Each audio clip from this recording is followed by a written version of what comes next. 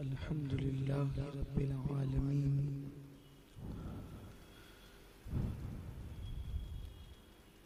والعاقبة للمتقين والصلاة والسلام على سيد الأنبياء والمرسلين وعلى آله وأصحابه الطيبين الطاهرين أما بعد فأعوذ بالله من الشيطان الرجيم بسم الله الرحمن الرحيم إنما يخشى الله من عباده العلماء صدق الله العظيم غوث اعظم بمنی بے سرو ساما مددے قبلہ دین مددے کعبہ ایمان مددے بگرداب بلا افتاد کشتی ضعیفانو شکستہ رات و پشتی بہک کے خواجہ عثمان ہارون مدد کن یا معین الدین چشتی مدد کن یا معین الدین چشتی مدد کن یا معین الدین چشتی الصلاة والسلام علیک یا رسول اللہ الصلاة والسلام علیک یا نبی اللہ الصلاة والسلام علیک یا حبیب اللہ وعلی آلک و اصحابک یا نور اللہ صلی اللہ تعالی علیہ وسلم شافعی مالک احمد امام حنیف چار باغ امامت پہ لاکھوں سلام۔ آج کی بڑی مبارک شب ہے۔ یوں تو حضور رحمت تمام ہم سب کے آقا و مولا حضور رحمت عالم سید عالم جان عالم خلاصہ کائنات فخر موجودات احمد مجتبی محمد مصطفیٰ ارواحنا فدا صلی اللہ تعالی علیہ وسلم نے فرمایا شعبان من شہری، شعبان میرا مہینہ ہے، اور جس ماہ مبارک کو حضور اپنا مہینہ قرار دیں پھر اس کی شان کیا ہوگی۔ اور اللہ کے حبیب صلی اللہ علیہ وسلم اس ماہ مبارک میں اتنی کثرت کے ساتھ روزے رکھتے تھے کہ اماں جان عائشہ صدیقہ فرماتی ہیں کہ ہمیں ایسا لگتا تھا کہ جیسے حضور علیہ السلام اب روزوں کو ترک نہیں فرمائیں گے، لیکن پھر کبھی کبھی رکھنا چھوڑ دیتے تھے تو ایسا لگتا تھا کہ جیسے حضور اب روزے اس ماہ مبارک میں نہیں رکھیں گے۔ کسی نے عرض کیا یا رسول اللہ صلی اللہ تعالی علیہ وسلم ہمارے ماں باپ آپ پہ قربان آقا، یہ بتائیں کہ اس ماہ مبارک میں آپ اتنی کثرت کے ساتھ روزے کیوں رکھتے ہیں اور آپ نمازوں کی اور عبادت کی تعداد ماہ شعبان المعظم میں بہت زیادہ کر دیتے ہیں، اس کی وجہ کیا ہے؟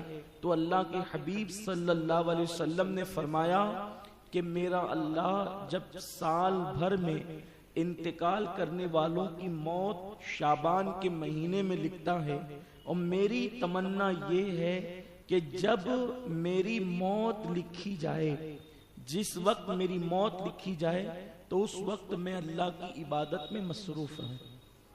اس ماہ مبارک کی برکتیں یہ ہے، اور اس مہینے کی خاص بات یہ ہے کہ اللہ تبارک و تعالی نے 15ویں شعبان یعنی شب برات اس امت کو عطا فرمائی۔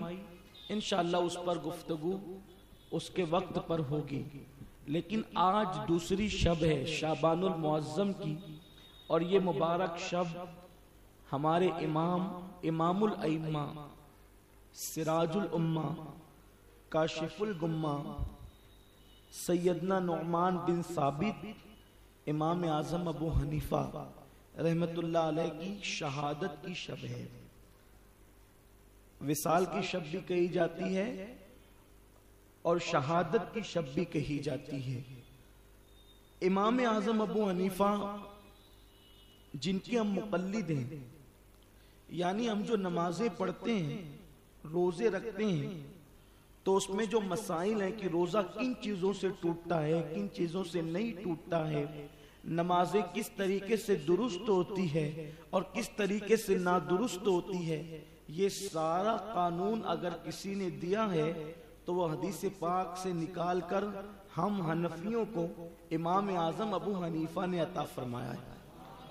اس سے پہلے کہ امام اعظم کی زندگی پر کوئی گفتگو ہو، آپ کے ذہن و دماغ کے اندر ایک بات آئی ہوگی کہ آخر ایک انسان، ایک عالم، ایک امام، اس کے کہنے اور اس کے قانون دینے کے مطابق ہم نمازیں پڑھتے ہیں، ہم روزے رکھتے ہیں، ہم حج کرتے ہیں، ہم قربانی کرتے ہیں، تو یہ تو اللہ رسول کے کہنے سے کرتے ہیں، لیکن اس میں امام اعظم کا ہم پر کیا احسان ہے؟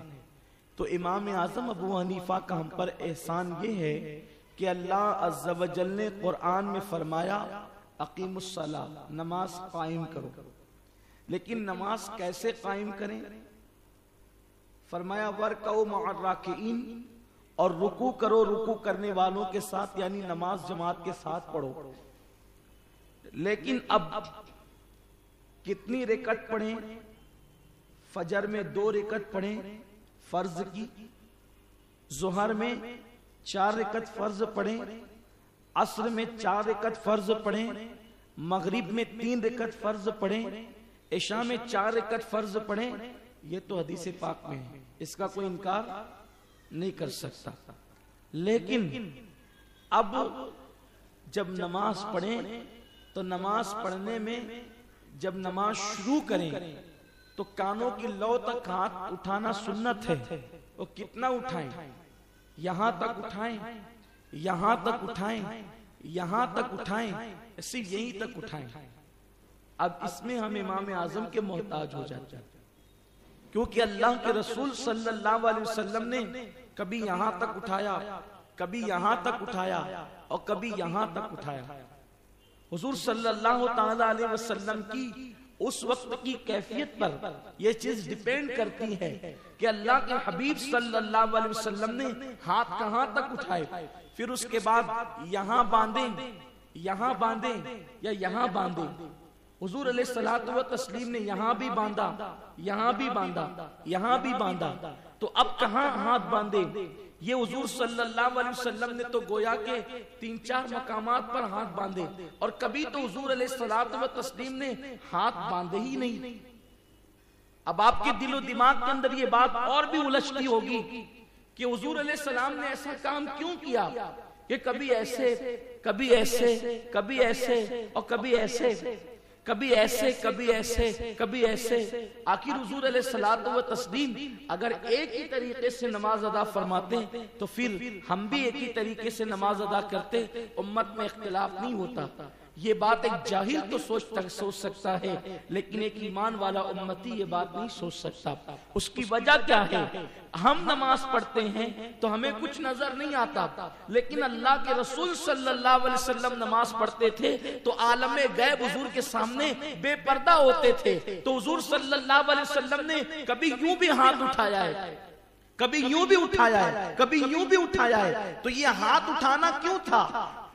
تکبیر کہہ کر اللہ اکبر کہہ کے نماز شروع ہو سکتی تھی، لیکن آقا کریم کے ہاتھ اٹھانے کی کیفیت بدلتی کیوں جا رہی ہے؟ تو اللہ کی رحمتوں کا نزول ہوتا تھا، حضور اس کو دیکھتے تھے اور دیکھتے ہوئے حضور علیہ السلام کے ہاتھ اٹھ جاتے تھے، حضور علیہ السلام کے ہاتھ اٹھ جاتے تھے، اور پھر حضور علیہ السلام و تسلیم پر الگ الگ کیفیت طاری ہو جاتی تھی.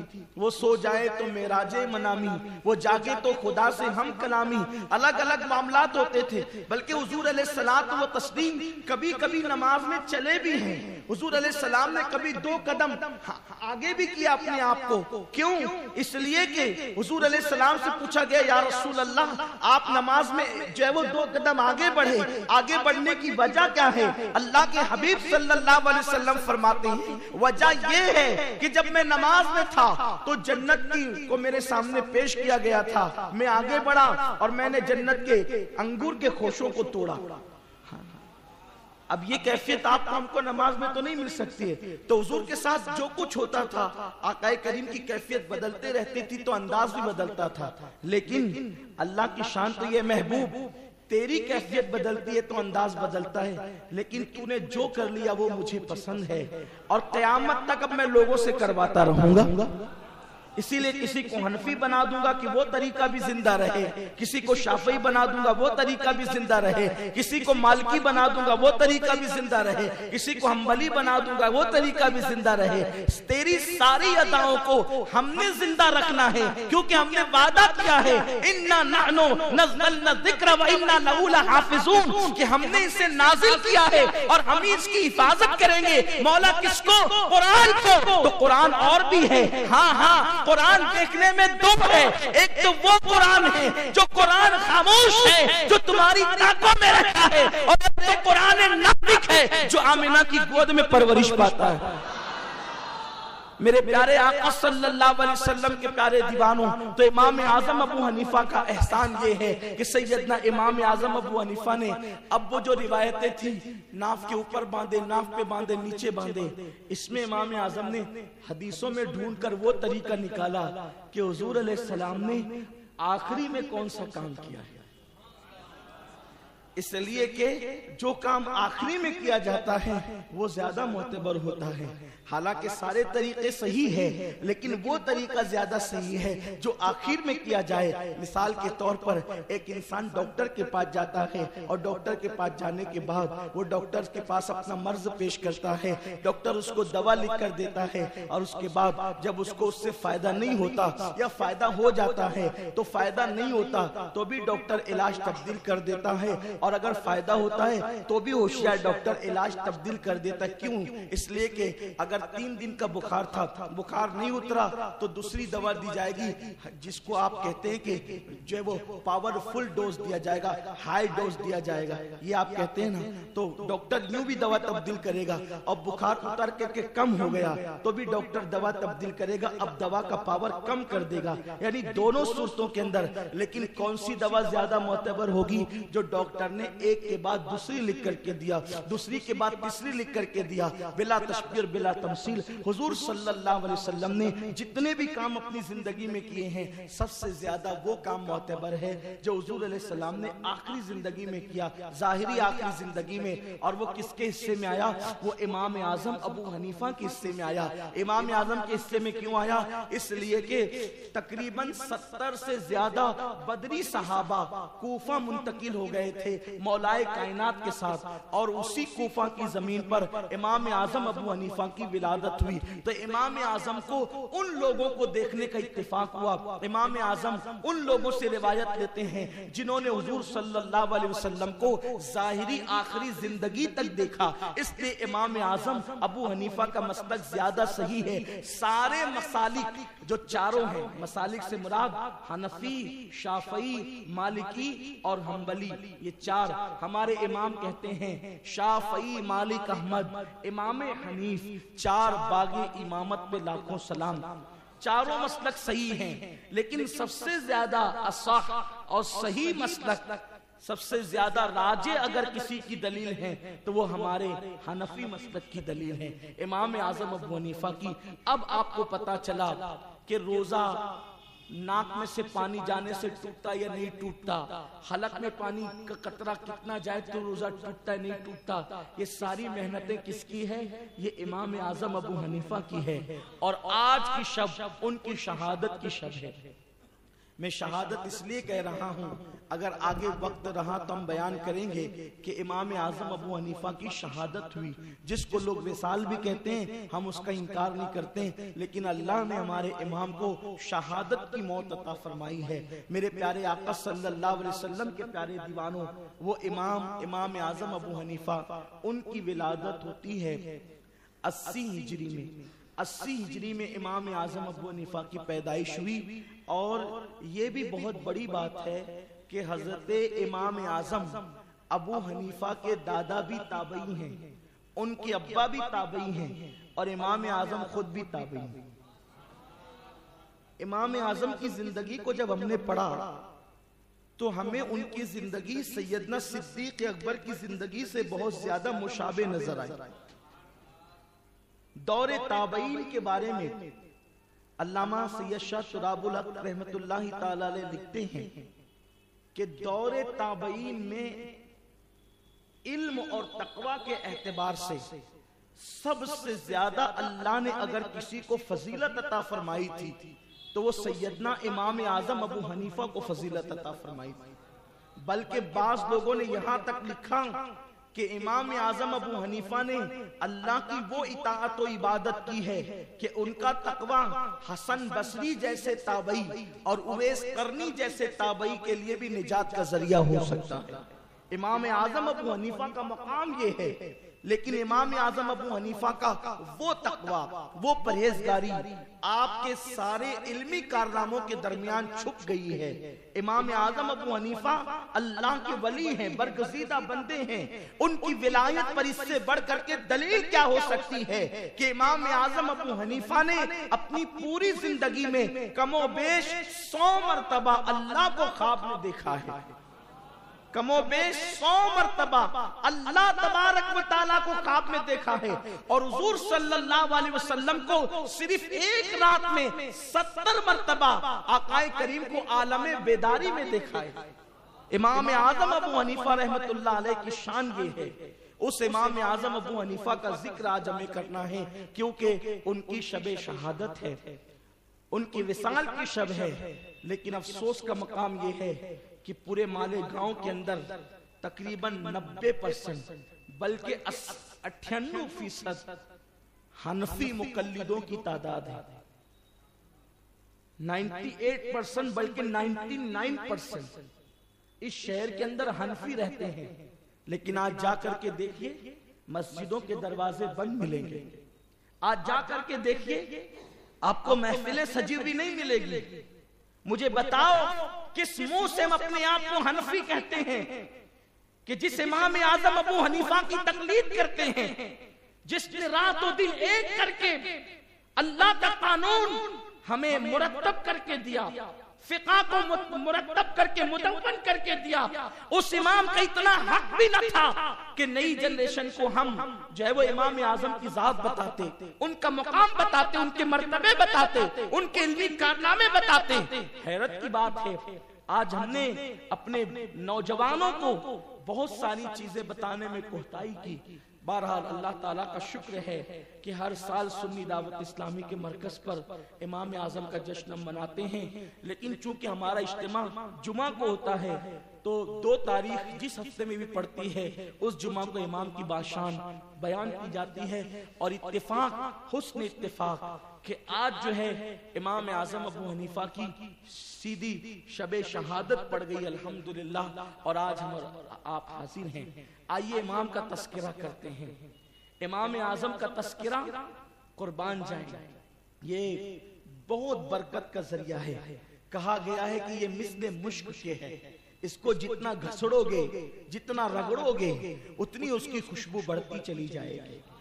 امام اعظم ابو حنیفہ وہ ہیں کہ جب امام شافعی فرماتے ہیں، امام شافعی کہتے ہیں جب کوئی میرا مسئلہ حل نہیں ہوتا تھا تو میں امام اعظم کے مزار پر جاتا، اور امام اعظم کے مزار پر جا کر ان کے مسلک کے مطابق، یعنی حنفی مسلک کے مطابق 2 رکعت نماز ادا کرتا اور امام اعظم کے وسیلے سے دعا کرتا، تو اللہ تعالیٰ وہ مسئلہ جو غور و خوض کے باوجود کشف نہیں ہوتا، وہ وہ امام اعظم کے وسیلے سے دعا کرنے کی برکت سے اور مزار امام اعظم کے صدقے میں اللہ وہ مسئلہ مجھ پر منکشف فرما دیتا تھا۔ اس سے پتا چلا کہ جتنے ائمہ ہیں وہ سب مزارات کو ماننے والے ہیں، کوئی مزارات کا مر نہیں ہے، سب توسل کے قائل ہیں، سب مزارات پر حاضری کے قائل ہیں۔ میرے پیارے آقا صلی اللہ علیہ وسلم کے پیارے دیوانوں، ہمارے امام اعظم ابو حنیفہ کی شان یہ ہے، ایک یہودی جو امام اعظم کے پڑوس میں رہتا ہے، روزانہ وہ دیکھتا ہے کہ رات کو امام اعظم اٹھتے ہیں اور اٹھنے کے بعد کھڑے ہو کر نماز پڑھتے ہیں اور ہاتھوں کو یوں اٹھا کر کے خوب روتے ہیں، گڑ گڑاتے ہیں اور کہتے ہیں اللہ مجھے معاف کر دے، مجھے بخش دے۔ ایک دن وہ ہر رات یہ منظر دیکھتا ہے اور اس کی نیند اڑ جاتی ہے۔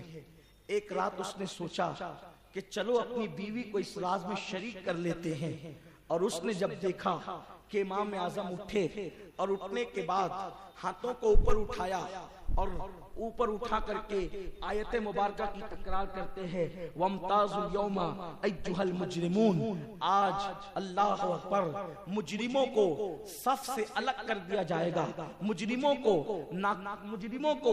نیکوں کی صف سے الگ کر دیا جائے گا۔ کیوں؟ اس لیے کہ سلام قولا من رب رحیم، اللہ اکبر، آج اللہ یعنی آج سے مراد قیامت کے دن اللہ تبارک و تعالی اپنے بندوں کو سلام کر رہا ہوگا، لیکن جب اللہ اپنے بندوں کو سلام کر رہا ہوگا اس وقت اللہ فرمائے گا وَامْتَازُوا الْيَوْمَ أَيُّهَا الْمُجْرِمُونَ، اے مجرموں آج اس صف سے باہر نکل جاؤ، نیکوں کی صف سے باہر ہو جاؤ۔ میرے آقا صلی اللہ علیہ وسلم کے دیوانوں، وہ کیسا دن ہوگا، اس دن حالت کیا ہوگی، اس دن کیفیت کیا ہوگی، اللہ اکبر۔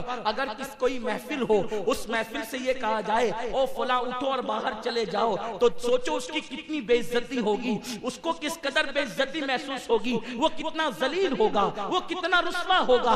اللہ اکبر، کاش کہ ہم سوچتے اللہ کا قرآن پکار کر ہمیں مخاطب ہم سے ہیں اور ہمیں کہہ رہا ہے ایک دن وہ آئے گا جب اللہ اپنے بندوں کی مہمانی کر رہا ہوگا، اللہ میزبان ہوگا، بندے مہمان ہوں گے، اللہ ان کو سلام کر رہا ہوگا، لیکن اس وقت اللہ ہر ایک کو سلام نہیں کرے گا، بلکہ اللہ فرمائے گا اے مجرموں نیکوں کی صف سے نکل جاؤ، خلق ملت ہونے والوں مجرموں باہر ہو جاؤ۔ اللہ اکبر۔ امام اعظم ابو حنیفہ رات میں ہاتھ اٹھا کر کے اسی آیت کی تکرار کرتے ہیں، بار بار یہی آیت پڑھتے ہیں اور روتے جاتے ہیں۔ روتے روتے اس یہودی کو امام اعظم پہ ترس آ جاتا ہے اور وہ اپنی بیوی کو کہتا ہے دیکھو یہ کون ہے، کتنا رو رہا ہے، آخرت کے تصور سے کتنا لرزہ براندام ہے، اس کی آہیں تو دیکھو، اس کی سسکیاں تو دیکھو، اس کا فغا تو دیکھو، اللہ اکبر، اس درویش کا نالے نیم شبی تو دیکھو،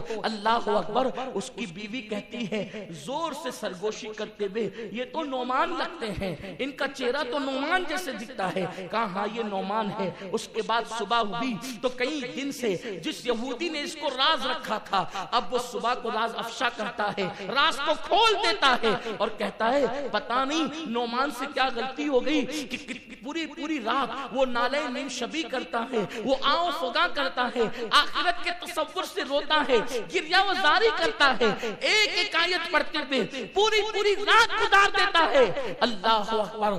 جب یہ راز کوفہ کے اندر پھیل جاتا ہے تو کوئی امام اعظم سے پکڑ کر کے کہتا ہے اے امام آخر یہ تو بتائیں آپ سے غلطی کیا ہوئی ہے، کون سی خطا ہو گئی ہے جس کی وجہ سے آپ پوری رات اتنی فریاد اور اتنا نالہ کرتے ہیں۔ امام اعظم کہتے ہیں اللہ کا قرآن ہمارے لیے نازل ہوا ہے، جب اللہ کہہ رہا ہے سلام قولا من رب رحیم وامتازوا اليوم ایھا المجرمون، اللہ جب سلام کرے گا اپنے بندوں کو، مجرموں کو الگ کر دے گا، آخر اپنے پاس نیکی کیا ہے؟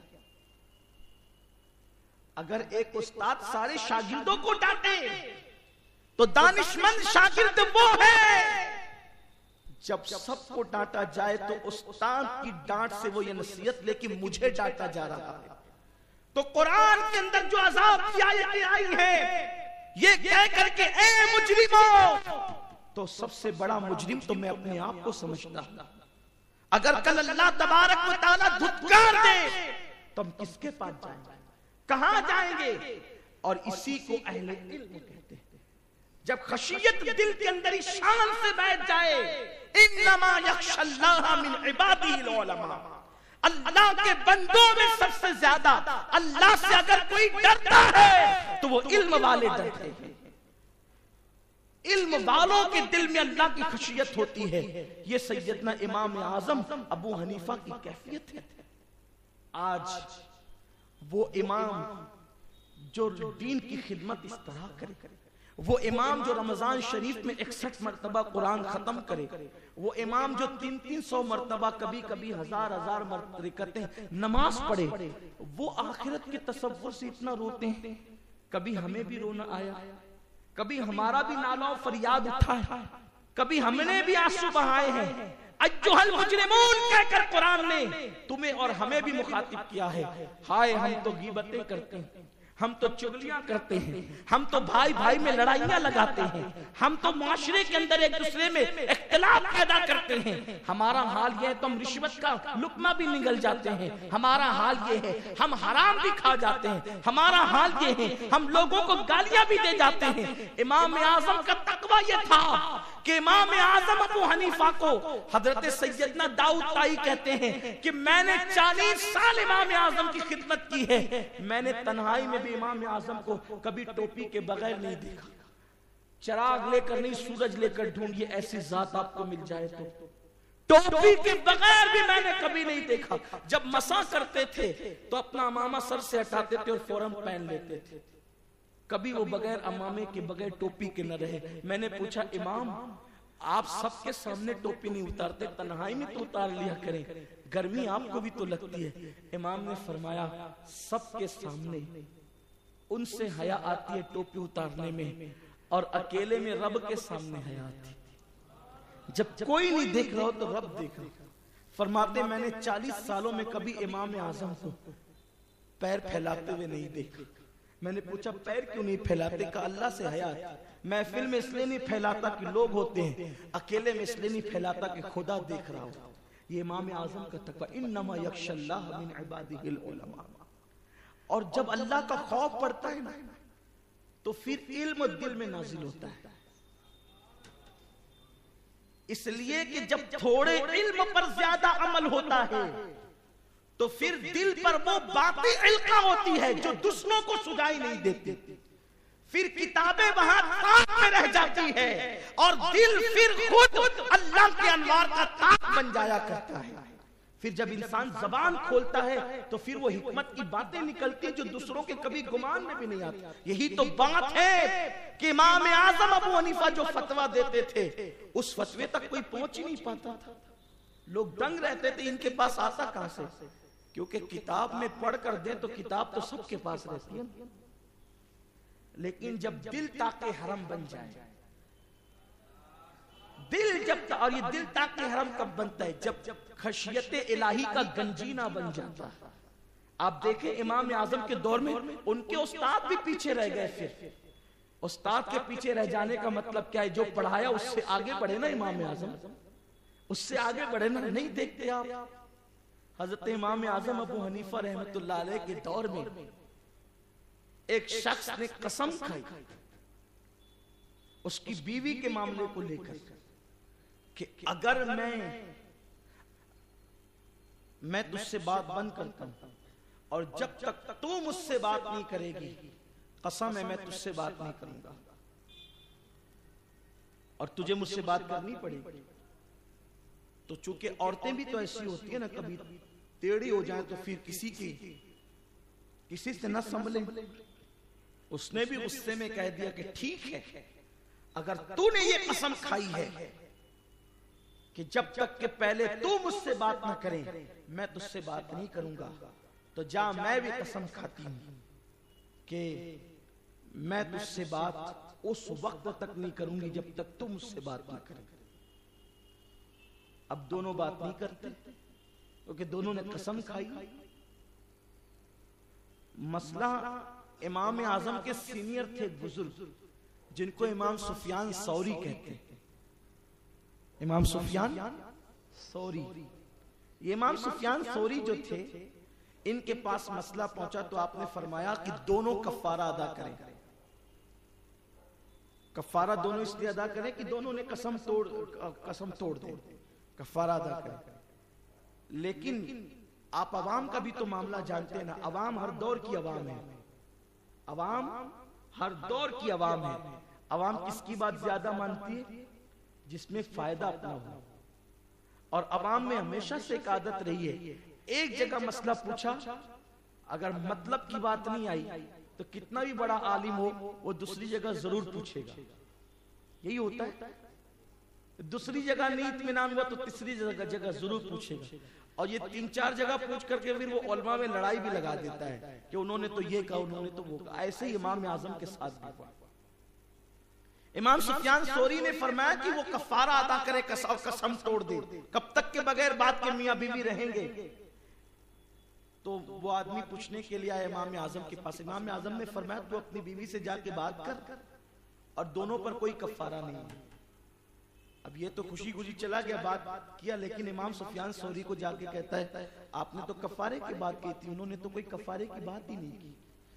امام سفیان ثوری چونکہ تھے بزرگ سینئر آدمی تھے اور بوڑھے ہو گئے تھے, عصا سنبھالا اور غصے میں خوب لال ہو گئے, سرخ ہو گئے. جلال میں آ کر فرمایا وہ نعمان غلط سلط مسئلے بتانے لگتا ہے. جب دیکھو جب وہ غلط مسئلے بتاتا ہے. امام اعظم ابو حنیفہ کے حوالے سے ان کے حاسدین نے مشہور کر رکھا تھا کہ وہ غلط مسئلے بیان کرتے, اور ان کے حاسدین نے اس لیے ایسا کر رکھا تھا کیونکہ امام اعظم جہاں سے بولتے تھے وہاں تک ان کی رسائی نہیں تھی. تو انگور کھٹے کے مصداق, بھئی اگر لومڑی کی رسائی انگور تک نہ ہو, 3 بار چھلانگ لگائے, چوتھی بار کہہ دے میں نے نہیں کھانا, یہ تو کھٹے ہے. یہی حال ہے. علم کی جس بلندی پر انسان نہیں پہنچتا, یا تو پھر وہ علم کی برائی بیان کرتا ہے یا پھر اہل علم کی برائی بیان کرتا ہے.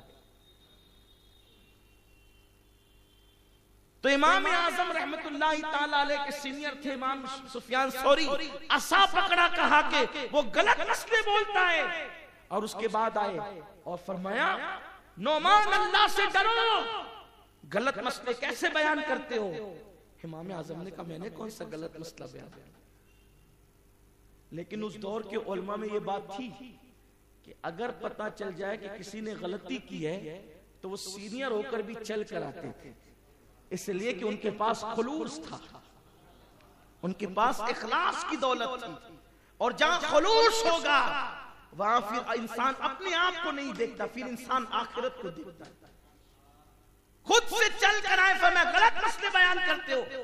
ہزاروں سلام امام سفیان ثوری کی عظمت پر, مگر کروڑوں سلام امام اعظم کی عظمت پر. جب انہوں نے کہا کہ غلط مسئلے بیان کرتے ہو, فرمایا کتنے تحمل سے, میں نے کب غلط مسئلہ بیان کیا, بات کیا, بیٹھے تو صحیح. کہا کہ آپ نے اس مسئلے میں کہا کہ کوئی کفارہ نہیں, جب قسم توڑ دی تو حضور کی حدیث ہے کفارہ ہے. فرمایا لیکن حضور کی حدیث تو آپ صحیح پڑھتے ہیں کہ قسم توڑنے پہ کفارہ ہے, مگر جہاں قسم ٹوٹے ہی نہیں وہاں کفارہ کہاں ہے؟ آپ جس کو قسم ٹوٹنے کی بات کرتے وہاں قسم ٹوٹی کہاں؟ کہ وہ کیسے؟ فرمایا بلاؤ اس آدمی کو بلایا گیا کہ بھئی اپنا مسئلہ بیان کرو. اس نے کہا کہ میں نے غصے میں بیوی سے کہا تھا, اپنی بیوی سے, کہ اگر تو پہلے مجھ سے بات نہ کرے خود سے تو میں تجھ سے بات نہیں کروں گا, پہلے تجھے کو بات کرنی ہوگی اور میں بات بند کرتا ہوں. یہ بات کہہ کر کے قسم کھائی. اس کے بعد پھر کیا ہوا تو کہا میری بیوی نے بھی قسم کھائی. فرمایا جب اس نے, امام اعظم کہتے ہیں جب اس نے قسم کھا لی کہ جب تک تو بات نہ کرے, جب تک تو پہلے بات نہ کرے میں تجھ سے بات نہیں کروں گا. بعد میں اس کی بیوی نے کہا نا کہ میں بھی تجھ سے بات نہیں کروں گی, یہ جو میں بھی تجھ سے بات نہیں کروں گی اس نے تو بات کر لی, اب اس کی قسم رہ کہاں گئی؟ جب قسم ٹوٹی ہی نہیں تو پھر اس کے بعد کفارے کا سوال کیسے پیدا ہوتا ہے؟ جب انسان کا عمل اس کے علم پر ہوتا ہے, انما یخشی اللہ کی منزل, پھر فطرت خود ہی اس کی رہنمائی کی ہے اور وہاں سے اس کو راستے بتائے جاتے ہیں جہاں تک اوروں کی رسائی نہیں ہوتی. ایک مرتبہ ایک آدمی اس کے سسر سے ناراض رہتا تھا, ایک شخص اس کے سسر سے ناراض رہتا تھا, اور ناراضگی تھی سسر داماد میں. جس کو خسر بھی کہتے ہیں، اور آپ لوگ اپنی زبان میں سسور کہتے ہیں۔ اب سمجھ میں آ گئی ہوگی بات، ورنہ خسر یہ کیا بلا ہے، آپ بھی ابھی یہی حیران رہیں گے۔ ویسے میں سمجھتا ہوں کہ ہفتہ واری اجتماع میں آنے والے تو اس قدر ابھی ماشاءاللہ بہت سمجھدار ہیں، اور یہ تو فارسی اشعار بھی سمجھنے لگے۔ جب میں نمی دانم چھ منزل بود شب جائے کہ من بودم کہتا ہوں تو سبحان اللہ سے پوری مسجد گونج جاتی ہے۔ اس کا مطلب یہ ہے کہ ہمارے ہفتہ واری اجتماع میں آنے والے بہت سمجھدار، عربی میں پڑھتے ہیں رب صلی وسلم دائما ابدا، پورے مسجد کے لوگ پڑھنے لگتے ہیں۔ الحمدللہ، اللہ تعالیٰ مزید آپ کو ہم سب کو علم نافع۔ علم کا کوئی کنارہ نہیں ہے، اور علم دینے والے کی شان ہے وہ جس کو چاہے عطا کر۔ نبی مختار کل ہیں، جس کو جو چاہیں عطا کر۔ علم کے دروازے پر کوئی پہرا نہیں ہے۔ علی سے جس کی جتنی اچھی جمے گی، علی سے جس کی جتنی اچھی جمے گی اس کے پاس علم اتنا زیادہ آئے گا۔ اور یہ جو امام اعظم کا ذکر کر رہا ہوں، ان کی بھی بڑی جمتی تھی، کیونکہ ان کے ابا جی کو ان کے دادا لے جاتے تھے مولا علی کے پاس، اور مولا علی ان کے ابے کے سر پہ ہاتھ رکھ کے دعائیں کرتے تھے، اللہ اس کی اولاد میں برکت عطا فرما۔ دیکھا، علی کے بغیر کوئی کچھ نہیں بنتا۔ جہاں بھی علم دیکھو گے علی والا ہوگا تو ہی علم کا فیضان ملے گا، ورنہ صرف نو تو سبھی پڑھ لیتے، بلکہ اس کی ایجاد بھی مولا علی نے کی ہے۔ علم نحو کی ایجاد بھی کرنے والے مولا علی ہیں۔ بہرحال وہ میرا عنوان نہیں ہے۔ تو سسر سے ناراضگی تھی، تجارت کے لیے سفر پہ جانا تھا، تو بیوی کو کہا کہ میں جا رہا ہوں سفر پہ، اور اس نے اپنی بیوی سے یہ بات کہی، اس کی بیوی سے یہ بات کہی کہ اگر میری غیر موجودگی میں تو تیرے باپ کے گھر گئی تو اپنی بیوی کو وہ شخص کہتا ہے کہ 3 طلاق۔ 3 سے کم کی بات تو لوگ کرتے ہی نہیں ہیں، 3 سے کم کی بات تو لوگ کرتے ہی نہیں۔ اس دور کا بھی یہی حال تھا۔ حالانکہ لوگوں کو معلوم ہونا چاہیے کہ 1 طلاق دینے پر بھی طلاق واقع ہو جاتی ہے، لیکن اس سے فائدہ یہ ہوتا ہے کہ پھر بعد میں آپ کو 2 کے چانس رہتے ہیں۔ یہ عنوان پہ بھی گفتگو ہو چکی ہے۔ تو 3 طلاق کی اس شخص نے بات کی۔ اب ایسی صورت میں وہ تو چلا گیا، اس کو علم نہیں تھا کہ بیوی کو اتنا پابند کر کے جا رہا ہوں تو آگے پوزیشن کیا ہوگی۔ وہ گیا تو اس کا باپ بیمار پڑ گیا۔ بھائیوں نے، بہنوں نے، ماں نے آ کر بہت سمجھایا، دیکھ تیرا باپ بیمار ہے، اس نے چل کے دیکھ لے۔ اس نے کہا میں نہیں آؤں گی، کیونکہ میرے شوہر نے مجھے قید لگائی، اور اس نے کہا کہ تیرے باپ کے گھر گئی تو 3 طلاق، 3 پڑ جائے گی ایک ساتھ۔ اس کا مطلب اس دور میں بھی 3 کو 3 ہی مانتے تھے، 3 کو 1 نہیں مانتے تھے، کیونکہ یہ 1 ماننے والے، 3 کو 1 ماننے والے، یہ 3 تثلیث سے پیدا نہیں ہوئے تھے۔ اس وقت کی ولادت جو ہے وہ واحد سے ہی ہوا کرتی تھی، تثلیث سے نہیں ہوتی تھی، اسی لیے لوگ 3 کو 3 ہی مانتے تھے۔ جملے سخت ہو تو معاف کر دیا کریں، اس لیے کہ جس وقت غلطی کا ازالہ کرنا ہو تو پھر تھوڑی سی سختی کرنی ہوتی ہے، اور اس میں ہم مجبور ہیں، کیونکہ مذہب کے معاملے میں اگر سبھی میٹھا میٹھا کہنے لگے تو پھر حق کون کہے گا یار؟ کوئی حق کہنے والا بھی تو چاہیے نا۔ ان تثلیثیوں سے کہو، ان تثلیثیوں سے کہو کہ 2ویں صدی میں بھی لوگوں کا مزاج یہی تھا، عورتوں کا موقف بھی یہی تھا کہ 3 دیں گے تو 3 باتیں ہوگی، 3 دیں گے تو 1 نہیں کہلائے گی۔ اس لیے اس نے کہا کہ 3 کی بات کہی ہے اس نے، میں نہیں آ سکتی۔ اتفاق سے اس کا باپ مر گیا، انتقال ہوا تو چونکہ بیٹی تھی نا، بیمار ہوا، علیل ہوا، صاحب فراش ہوا، سیریس ہوا، بہت بلانا آیا، بار بار نہیں گئی، لیکن میت ہوئی تو لوگوں نے کہا تیرے باپ کا آخری دیدار تو کر لے۔ اب بیٹی تھی، بیٹی کو باپ سے زیادہ پیار ہوتا ہے، اس نے سوچا کہ آخری دیدار اگر نہ کروں گی تو زندگی بھر پچھتاؤں گی۔ وہ چلی گئی، مرنے کے بعد چلی گئی، اور گئی باپ کے کفن دفن میں شریک ہوئی، لیکن جب واپس لوٹی تو اب پورے علاقے کے اندر مسئلہ ہوا بن گیا کہ طلاق ہوئی کہ نہیں ہوئی. اب بات تو ایک دم سیدھی سادی تھی نا. یہ مسئلہ تو ہوٹل پہ بیٹھنے والے ہمارے مالیگاؤں کے مفتی بھی حل کر سکتے ہیں نا, جو اخبار پڑھتے فتویٰ دیتے ہیں وہ لوگ بھی تو حل کر سکتے ہیں مسئلہ. کیا کہ بھئی اگر کسی نے یہ کہہ دیا اس کی بیوی کو کہ تیرے باپ کے گھر گئی تو 3 طلاق, چلی جائے گی تو 3 طلاق نہ ہو جائے گی نا, بولو اس کوئی پیچیدہ ہی ہے. تو اس دور کے سارے مفتیوں نے یہی فتویٰ دیا کہ اس کی طلاق واقع ہو گئی. اب وہ اپنی شوہر کے ساتھ, شوہر آیا بہت پریشان ہوا, لیکن دانشمند تھا وہ. اس نے کہا کہ واقعی یہ گئی, میری بات کو اس نے اتنی لاج رکھی کہ باپ کے جیتے جی بیمار پڑنے کے بعد بھی نہیں گئی, سیریس ہونے کے بعد بھی نہیں گئی, سکرات کے عالم میں بھی نہیں گئی, لیکن مرنے کے بعد آخر بیٹی تھی نا, آخری دیدار کے لیے تو اس کو جانا تھا, چلی گئی, ٹھیک ہے کوئی بات نہیں, لیکن غلطی تو میں نے کی, مجھے نہیں پتا تھا کہ مر جائے گا, سسر مر جائے گا یہ نہیں پتا تھا اس کو. اس شخص نے سوچا کہ لیکن مرتا کیا نہیں کرتا, خوبصورت بیوی کو میکے پہنچا دیا. اب اکیلا رہنے لگا تو بہت ٹینشن ہوا, اس لیے کہ جب تک بیوی ہوتی ہے نا تو اس کی قدر نہیں ہوتی لوگوں کو, جب چلی جاتی ہے تو تب پتا چلتا ہے کہ تیرے اوقات کیا ہے. اور ایک بات آپ سے کہتا ہوں, ہنسی میں نہ لینا, یہ بات سمجھو, بیوی پیر کی جوتی نہیں ہے, لیکن بیوی سر کا تاج بھی نہیں ہے. جو لوگ بیویوں کو غلام اور کنیز کی حیثیت سے رکھتے ہیں, تھوڑی تھوڑی معاملات میں ان کو ڈانٹتے ہیں, گالیاں دیتے ہیں, ماں بہن نکالتے ہیں, ان کو چاہیے میرے عزیز اگر جنت میں بھی بیوی نہ ہو تو جنت کا حسن بھی انسان کو ادھورا لگتا ہے. حسن جنت بھی انسان کو ادھورا لگے, یہ دنیا کیا ہے. ارے نادان, جمعہ کے دن عورتیں گھر سے چلی جاتی ہے تو گھر سنا سنا لگنے لگتا ہے. آخر کیا ہوتا ہے, گھر میں فریج بھی ہے, گھر میں برتن بھی ہے, تجوریاں بھی ہے, کپڑے بھی ہے, دولت بھی ہے, پھر بیوی کے صرف گھر سے نکل جانے سے وہ رونق کہاں چلی جاتی ہے. اس سے پتا چلا کہ بیویاں گھر کی رونق ہے, بیوی گھر کی جنت ہے, اس کے بغیر اپنی زندگی مکمل نہیں ہو سکتی. لیکن ہاں, جن لوگوں نے عورتوں کو قبلہ بنا لیا ہے, کعبہ بنا لیا ہے, حضور نے ان پہ بھی لعنت فرمائی ہے. جو پیر کی جوتی بنا لے ان پہ بھی لعنت, اور جو سر کا تاج بنا لے ان پہ بھی لعنت. پھر کس کو حضور نے سراہا, بیوی دل کی پسلی کے قریب سے پیدا ہوئی ہے, اور جو پسلی دل کے قریب تھی اس سے پیدا ہوئی, اس لیے یہ دل کے قریب رکھنے کی چیز ہے. اس کو نہ سر پہ رکھو نہ پیر پہ رکھو, بلکہ اس کو دل کے قریب رکھو.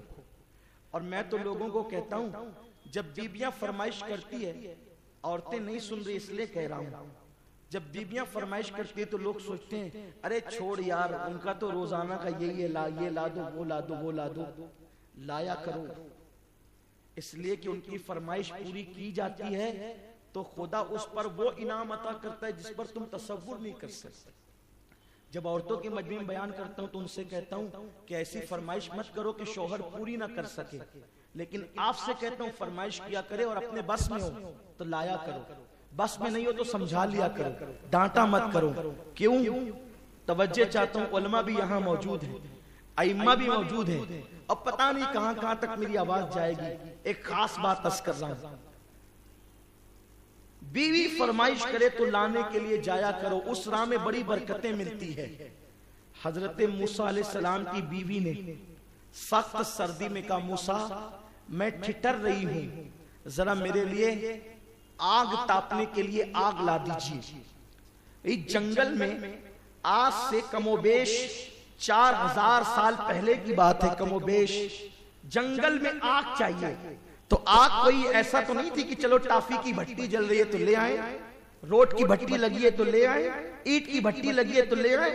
جنگل ہے, وادی طور ہے, طور سینا کا مقام ہے, اور بیوی سردی میں کہتی ہے میرے لیے آگ لاؤ. موسیٰ نے منع نہیں کیا علیہ الصلوۃ والتسلیم.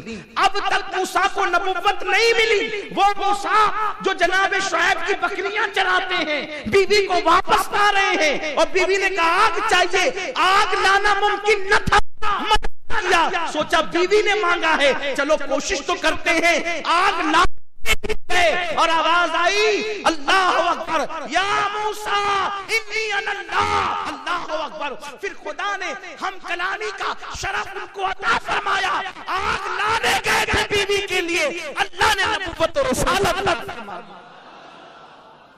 خدا کی دین کا موسیٰ سے پوچھئے احوال آنے جائے اور پیمبری مل جائے. لیکن آپ کس کے لیے مطالبہ کس کا پورا کر رہے تھے؟ حضرت موسیٰ علیہ السلام مطالبہ کس کا پورا کرتے؟ بیوی کا مطالبہ پورا. اس کا مطلب بیوی کا مطالبہ پورا کرنے کے لیے گھر سے نکلو تو خدا مل جاتا ہے. اگر اس میں اخلاص ہوتی، اس کا مطلب بیوی ٹیشو نہیں ہے کہ آپ پسینہ پوچھ کر کے پھینک نہیں. اللہ نے اس کو دل کی پسلی کے قریب بہرحال عرض کر رہا تھا کہ اس شخص نے بیچارے نے سوچا نہیں تھا کہ میرے جانے کے بعد مسئلہ اتنا گمبھیر ہو جائے گا، اور بیوی کو پہنچا دیا. اکیلے اکیلے رہنے لگا تو لوگوں سے بہت ٹینشن میں رہتا تھا. کسی نے کہا ایک کام کر، امام اعظم کے پاس جا. انما یخشی اللہ من عبادہ العلماء. جو اللہ سے ڈرنے والا علم والا ہوتا ہے پھر اس کیسے وہ تجلیات بکھیرتا ہے. امام اعظم کے پاس جا. اس نے کہا مسئلہ تو سب لوگ حل کر چکے ہیں نا. اس نے کہا جا تو صحیح امام کے پاس جا. امام کے پاس آیا، سارا سوال بیان کیا. اب جب سوال بیان کیا تو امام اعظم نے کہا کس نے کہا طلاق ہوئی؟ طلاق تو نہیں ہوئی. جا تیری بیوی تیرے نکاح میں باہر نہیں نکلی. اوہو، وہ تو بہت خوش ہو گیا. سوچو جو بیوی کو مطلقہ سمجھ کر کے گھر پہنچا چکا ہو اور گویا کہ جس کی ساری آس ٹوٹ گئی ہو، بتاؤ اس کو نکاح کرتے وقت جتنی خوشی نہیں ہوئی ہوگی نا، سوال کا جواب سنتے وقت اس کو اتنی خوشی ہوئی ہوگی. اس کی خوشی کی انتہا نہ رہی. وہ تو بیوی کو لایا، شان سے رہنے لگا، لیکن پورے کوفہ کے اندر ہلہ مچ گیا. پہلے کی طرح اب بھی نعمان اپنی عادتوں سے باز نہیں آیا. اب بھی وہ غلط مسئلے بیان کرتا ہے. دیکھا کتنا واضح مسئلہ، چھوٹا سا مسئلہ ہے اور غلط بتا دیا. جب یہ سارے لوگ اہل علم اس طرح کے پرچار سے دو چار ہوئے تو کسی نے کہا یار حق اور دیانت کا تقاضا یہ کہ اس سے چل کے پوچھنا چاہیے کہ اس نے یہ غلط مسئلہ کیوں بیان کیا، اپنی آخرت کیوں خراب کی غلط مسئلہ بیان کرتے. طلاق ہونے کے بعد طلاق نہیں بھی یہ کیوں کہا؟ چلو تو صحیح دیکھیں تو صحیح. جب لوگ پہنچے اور پہنچنے کے بعد کہا امام آپ نے اتنے آسان مسئلے میں غلطی کر دی. امام نے فرمایا کون سے مسئلے میں؟ کہا وہ اس کے سسر سے جو ناراض تھا، اس نے کہا تھا کہ اگر اپنے باپ کے گھر جائے گی تو طلاق، تو باپ کے گھر گئی تو طلاق نہیں ہوئی. فرمایا غور تو کرو، وہ باپ کے گھر کب گئی؟ بیماری میں گئی؟ نہیں. سکرات میں گئی؟ نہیں. پھر کب گئی؟ کہ مرنے کے بعد بھی کفن دفن میں گئی. فرمایا کہ تم کو یہ مسئلہ نہیں معلوم ہے، جب انسان مر جاتا ہے تو اس کا گھر پھر اس کا نہیں رہتا، وہ اس کے وارثوں کا ہو جاتا ہے. اس کا گھر اس کا نہیں رہتا، وہ اس کے وارثوں کا ہو جاتا ہے. اور باپ کی وراثت میں بیٹی کا بھی حصہ ہے. تو وہ باپ کے گھر کہاں گئی؟ وہ تو اپنے گھر گئی تھی. کہا تھا کہ باپ کے گھر جائے گی تو طلاق ہوگی. وہ باپ کے گھر نہیں گئی، وہ تو خود اپنے گھر گئی. تو اپنے گھر گئی، طلاق کیسے ہو سکتی ہے؟ تب لوگوں نے کہا حنیفہ ابو حنیفہ تو جہاں سے بولتا ہے وہاں تک کسی کی عقل کی رسائی ہو نہیں سکتی. اللہ نے تجھے اتنی عقل عطا کی ہے کہ اگر تیری عقل سے دنیا کی عقل کا موازنہ کیا جائے تو دنیا کی عقل تیری عقل کے عادی ہو کر کے رہ جائے. امام اعظم ابو حنیفہ کے پاس ایک خارجی آیا. خارجی سمجھتے ہیں کسی کو کہتے ہیں؟ خارجی جو علی سے بڑی نفرت کرتے ہیں، مولا علی سے. اب مولا علی سے کیا، صحابہ سے بھی نفرت کرتے ہیں، لیکن صحابہ کی محبت کا ڈھونگا چاہتے ہیں. اصحاب رسول اور عظمت صحابہ اور یہ اور وہ، اور علی سے نفرت، بغض عداوت. خارجیوں نے شہید کیا مولا علی. خارجی آیا، تلوار نکالا اور امام اعظم سے کہا نعمان یہ تلوار دیکھو، میں تمہیں قتل کرنے آؤں. امام اعظم نے کہا کیوں؟ کہا تمہارا عقیدہ یہ ہے نا کہ علی حق پر تھے، پھر بھی معاویہ سے جو جنگ کی تھی حق پہ ہونے کے باوجود انہوں نے ثالث کوئی حکم مقرر کیا تھا. یہی تمہارا عقیدہ؟ کہا بالکل یہی عقیدہ ہے. ہم اپنے عقیدے کو کب چھپاتے ہیں اہل سنت؟ تو کہا حق پہ ہونے کے بعد کسی کو ثالث مقرر کرنا، خود سوچو یہ کتنی بڑی بیوقوفی کی بات ہے. تو گویا کہ تم عقیدے حق پر نہیں ہو اور تم جو ہے وہ معاذ اللہ غلط نظریے پہ میں تمہیں قتل کر دوں. امام اعظم نے فرمایا قتل کرنا چاہتا ہے تو قتل کر دے، لیکن اگر کچھ سننا چاہتا ہے تو بات کر۔ بولے سننا چاہتا ہوں۔ فرمایا کہ یہ مسئلہ مناظرے سے حل ہوگا، بھئی میں تجھے جواب دوں گا تو مجھ سے سوال کرے گا، مناظرہ ہوگا تو مسئلہ حل ہوگا۔ اس نے کہا بہت اچھا، ہم بحث کریں گے؟ کہا بالکل کریں گے۔ کہ اگر بحث میں آپ مجھے نہیں سمجھا سکے تو میں قتل کو کر دوں گا، بالکل قتل کر دینا۔ اگر میں سمجھتا ہوں، اگر آپ سمجھا لے گئے تو پھر میں آپ کو چھوڑ دوں گا، میں کیوں قتل کروں آپ کو؟ تو امام نے فرمایا ہم دونوں بحث کریں گے، تو جب ہم دونوں بحث کریں گے تو تم اپنے آپ کو کیا سمجھتے ہو؟ حق پہ سمجھتے ہو؟ بولے میں بھی اپنے آپ کو حق پہ سمجھتے، دونوں اپنے آپ کو حق پہ سمجھتے ہیں، لیکن بحث جب کریں گے تو فیصلہ، اگر بحث اٹک گئی فیصلہ کون کرے گا؟ تو اس نے کہا ایک کام کرتے ہیں، ہم ایک آدمی کو ثالث مقرر کرتے ہیں، حکم مقرر کرتے ہیں، جج مقرر کرتے ہیں۔ تو کہا اچھا ٹھیک ہے۔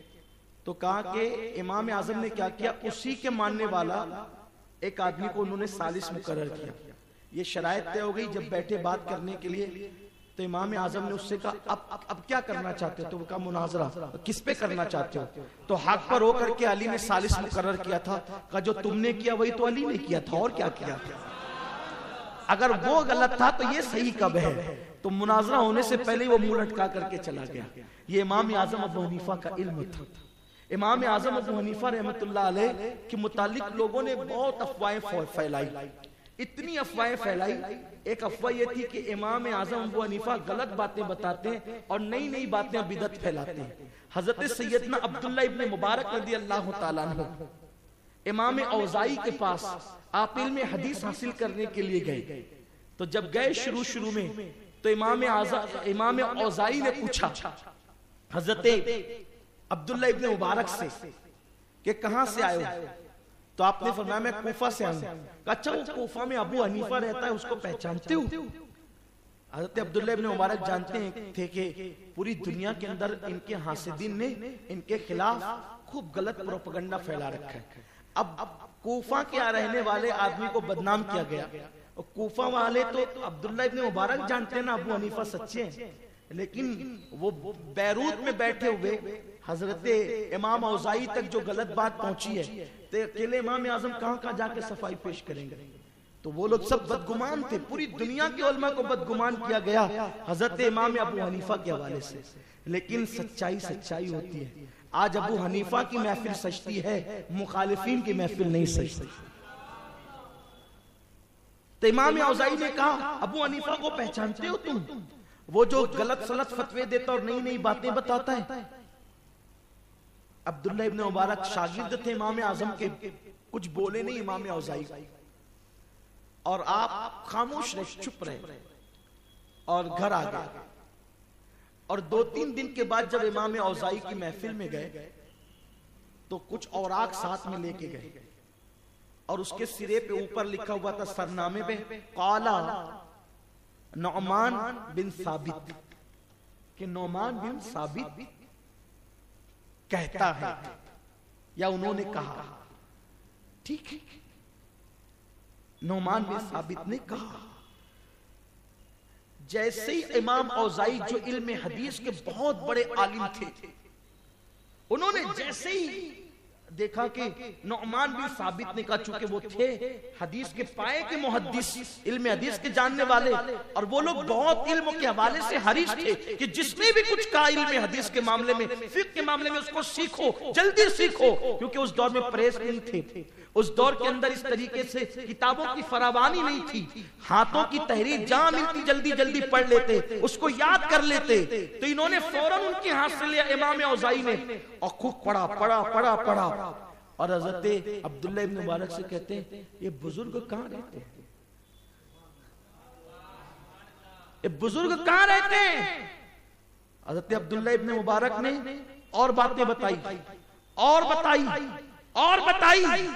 جب بتانے کے بعد کہا کہ یہ بندہ تو وہ ہے جس کی عقل کے ساتھ خدا نے علم کو پیوست کر دیا ہے۔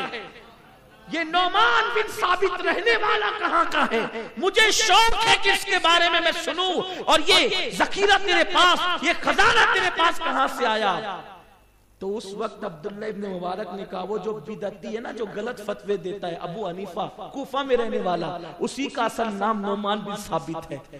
تو حضرت امام اوزاعی دیکھ کر کے شرمندہ ہو گئے اور فرمانے لگے اچھا، کہا کہ ان کے مخالفین نے ان کو بدنام کیا، ورنہ ان کی اصل شخصیت یہ ہے، ان کا اصل کارنامہ یہ ہے۔ پھر اس کے بعد ان امام اوزاعی پہلی ملاقات مکہ المکرمہ میں ہوئی، عبداللہ ابن مبارک بھی موجود تھے، تو یہ چپکے سے جا کر امام اوزاعی حضرت امام اعظم کی محفل میں بیٹھ گئے۔ لوگ سوال کرتے تھے، یہ جواب دیتے تھے، سوال کرتے تھے، جواب دیتے تھے۔ امام اوزاعی نے ملاقات نہیں کی، سوال کیا جواب دیا، سوال کیا جواب دیا۔ جب امام اعظم کی محفل ختم ہو گئی، اٹھ کر کے جانے لگے، تو تب امام اوزاعی نے کہا اس کے علم کی، اس کی فراست، اس کی عقل اور اس کی علمی صلاحیت نے لوگوں کو حسد کرنے پہ مجبور کر دیا ہے۔ لوگ حسد کی وجہ سے اس کے خلاف کہتے ہیں، اور میں جان گیا اس کی علمی کارنامے ہی لوگوں کو اس کے حاسد بناتے ہیں۔ اور اس کے بعد دونوں میں وہ دوستی ہوئی کہ پھر امام اوزاعی نے علم حدیث میں امام اعظم کو اپنا شاگرد بنا لیا، امام اعظم کو اپنا شاگرد بنا لیا۔ امام اوزاعی اتنی محبت کرنے لگے، پھر جب آخری میں بھی امام اعظم ابو حنیفہ جب کبھی محفل میں آتے تو امام اوزاعی لوگوں کو کہتے ہٹو ہٹو، ان کو رستہ دو، ان کو میرے قریب بیٹھنے دو۔ وہ امام اعظم ابو حنیفہ رحمت اللہ تعالی علیہ، ایک شخص تھا ابو العباس، ابو العباس حضرت امام اعظم سے بڑا حسد کرتا تھا۔ ایک دن دربار میں امام اعظم آئے تو اس نے لوگوں کو آنکھوں کے اشارے کیے، اور جو قریب بیٹھے تھے ان سے کہا آج میں نعمان کو قتل کروا دوں گا، ایسا سوال پوچھوں گا کہ بادشاہ منصور اس کو قتل کر دے گا۔ اب سب لوگوں کو اشارہ مل گیا کہ اب تو آج نعمان کی خیر نہیں، لیکن امام اعظم کے پاس علم ہے، اور علم وہی ٹکتا ہے جہاں عمل ہوتا ہے۔ اس نے کہا نعمان، اے امام اعظم ایک مسئلہ پوچھنا ہے۔ امام اعظم نے کہا کہو کیا بات ہے؟ اس نے کہا جب خلیفہ منصور، اس نے کہا خلیفہ، میں خلیفہ نہیں کہتا، خلافت راشدہ امام حسن پہ ختم ہو گئی، جو ظلم کریں ہم ان کو خلیفہ نہیں کہتے، وہ بادشاہ۔ اور حضور نے فرمایا کہ امام حسن کی بعد بادشاہت کا، ملوکیت کا آغاز ہوا۔ البتہ کتابوں میں ہمارے جن بزرگوں نے خلیفہ لکھا ہے تو وہ صرف عرف کے طور پہ لکھا ہے، ورنہ خلیفہ سیدنا صدیق اکبر ہے، وہ خلیفہ اول ہے۔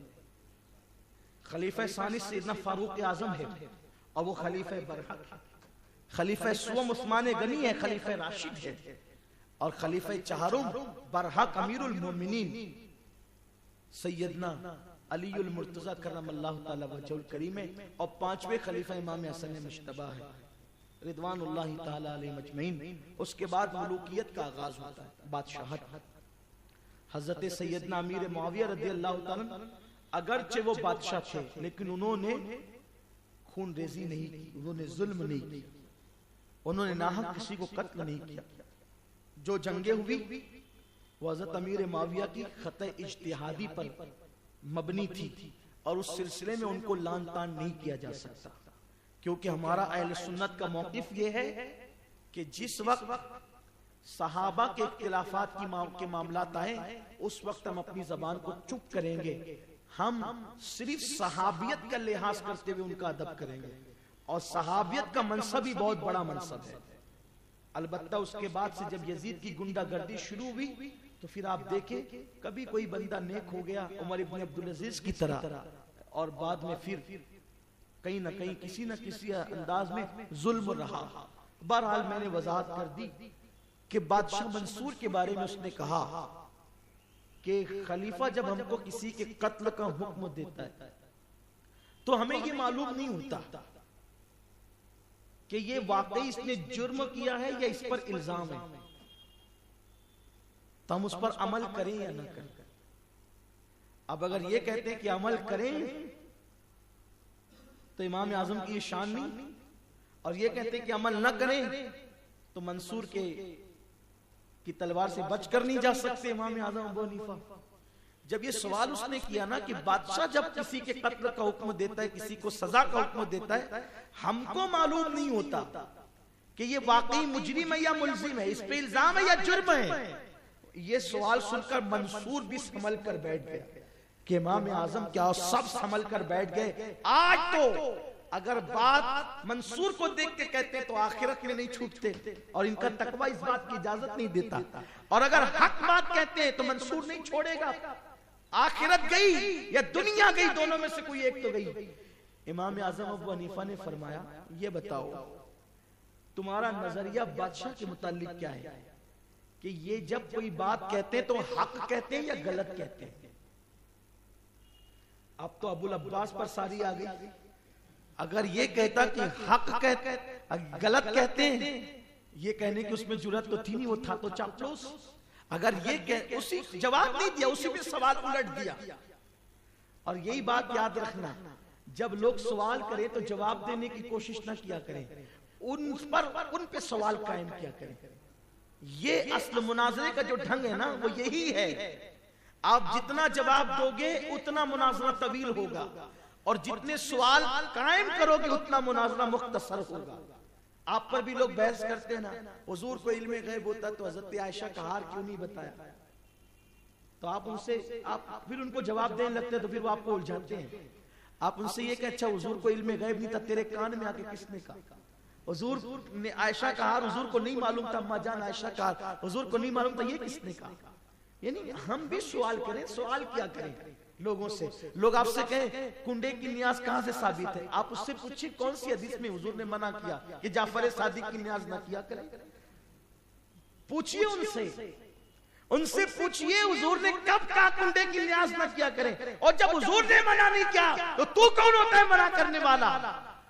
آپ کب تک جواب دیتے رہیں گے؟ اب جواب دینے کا ٹائم ختم ہو گیا، اب سوال کرنے کا ٹائم آیا ہے، اور جواب سننے کے لیے پھر اس کو میرے پاس لایا کیجئے، ہمارے پاس لائے، ہم جواب دیں گے۔ آپ صرف سوال کیا کیجئے، آپ صرف سوال کیا کیجئے۔ 11ویں کا بقرہ نہیں پڑھنا چاہیے، کہاں سے ثابت ہے؟ قرآن اور حدیث سے۔ آپ کہیے قرآن اور حدیث میں کون سی آیت سے ہے؟ 6066 آیتوں میں ایک آیت میں بتا دو اللہ نے 11ویں کا بقرہ پڑھنے سے منع کیا ہے۔ پوری دنیا میں بند کرانے کی ذمہ داری اپنی ہے۔ ہم نے بغداد معلیٰ میں بھی غوث پاک کی چوکھٹ پہ بکرے بندے دیکھے، بغداد میں بھی بند کروائیں گے، ہندوستان میں بھی بند کروائیں گے، ہر جگہ بند کروائیں گے۔ ایک آیت لا اور نہیں لا سکتے اور ہرگز نہیں لا سکتے تو پھر تم کیوں منع کرتے ہو جب اللہ نے منع نہیں کیا؟ اللہ نے منع نہیں کیا تم کیوں منع کرتے ہو؟ پھر جب وہ کہیں گے نا نہیں اشارہ آیا ہے کہ نہیں غیر اللہ کے نام کا نہیں ذبح کرنا چاہیے، پھر ہم بھی کہیں گے اشارہ آیا ہے کہ حضرت سعد کی امی کے نام کے بھی کنویں بنائے جاتے ہیں۔ آپ کا جو جواب ہوگا پھر، لیکن یہ ہے کہ آپ سوال کیا کریں۔ امام اعظم نے فرمایا کہ بادشاہ کے معاملات کو، اس کے قول کو، اس کے فرمان کو تم حق سمجھتے ہو یا باطل سمجھتے؟ اس نے فوراً جواب دیا ہم تو حق سمجھتے ہیں۔ فرمایا جب حق سمجھتے ہیں تو پھر وہ کام کرنے سے کون سی چیز تمہیں روکتی ہے؟ یعنی کہ آپ نے جواب نہیں دیا، اسی کے معاملات اسی پہ ڈال دیے، اس کا اتنا سا منہ ہو کر کے رہ گیا۔ اور جب حضرت امام اعظم تشریف لے گئے تو لوگوں نے ہنس کے کہا کیوں، تم نے تو کہا تھا کہ آج وہ جا نہیں سکتے۔ کہا نعمان ایسے اس پہ شکنجہ نہیں جکڑ سکتا۔ امام اعظم ابو حنیفہ کی یہ شان ہے، وہی امام ابو حنیفہ جو علم میں بے مثل بے مثال تھے، وہی امام اعظم ابو حنیفہ جو چٹکیوں میں لوگوں کے مسائل حل کر دیتے تھے، وہی امام اعظم ابو حنیفہ جن کے بارے میں آقا نے کہا اگر علم سریا پر ہوتا تو نعمان وہاں سے بھی اس کو لے کر کے آتا، وہی امام اعظم ابو حنیفہ جس کی بشارت حدیث سے صحیح میں آئی، وہ امام اعظم ابو حنیفہ جس کا تذکرہ اشاروں میں قرآن میں آیا، وہ امام اعظم ابو حنیفہ جس کو دنیا کی زینت کہا گیا، وہ امام اعظم ابو حنیفہ جس کو علم کی زینت کہا گیا، وہ امام اعظم ابو حنیفہ جس کو ابو العلم کہا گیا، وہ امام اعظم ابو حنیفہ جو اپنے وقت کا امام الائمہ تھا، سراج الامہ تھا، زینت الامہ تھا، زینت الائمہ تھا، جو امت کا سراج تھا، جو امت کا چراغ تھا، جو امت کے لیے روشنی تھا، جو امت کے لیے مینار ہدایت تھا، وہ امام اعظم ابو حنیفہ رحمت اللہ علیہ۔ ان کے اخلاق یہ تھے، ان کا کردار یہ تھا کہ ایک مرتبہ امام اعظم ابو حنیفہ کے پاس آپ کے حاسدوں میں سے ایک بدبخت آیا۔ امام اعظم کے پیچھے اوباش لڑکے لگا دیے جاتے تھے کہ جاؤ نعمان کو گالیاں دو۔